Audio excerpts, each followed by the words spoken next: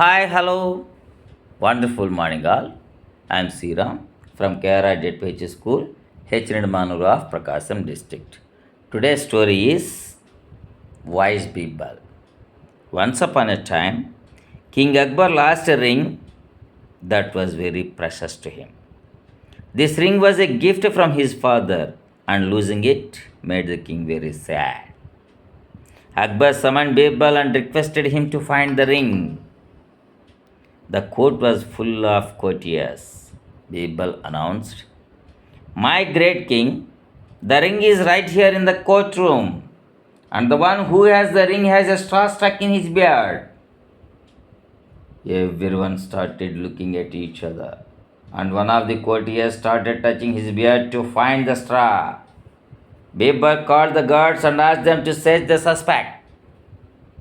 On searching the suspect, the ring was retrieved.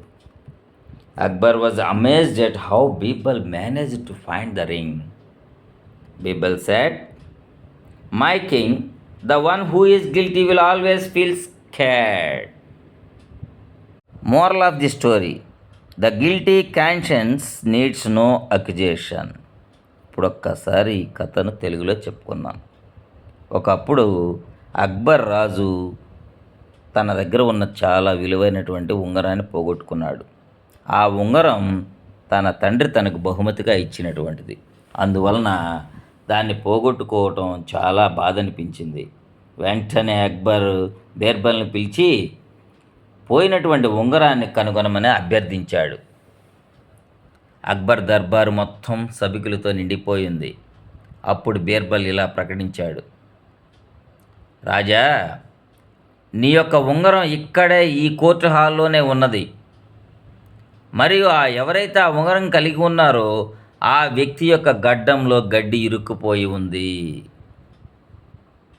ఆ మాటలు అనగానే అందరూ ఒకరినొకరు చూసుకోవడం ప్రారంభించారు. ఆ సభికులలో ఒకరు తన గడ్డాన్ని తాకటం మొదలుపెట్టాడు. ఆ గడ్డిని కనుక్కోవటానికి తన గడ్డాన్ని వెతుకుతున్నాడు.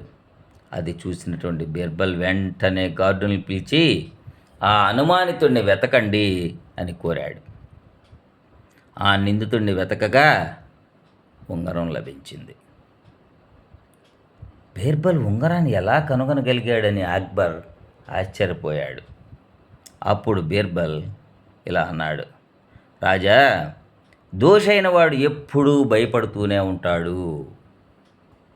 కథ యొక్క నీతి: అపరాధ మనస్సాక్షికి ఎటువంటి ఆరోపణలు అవసరం లేదు. Thank you one and all. Have a good day. Bye bye.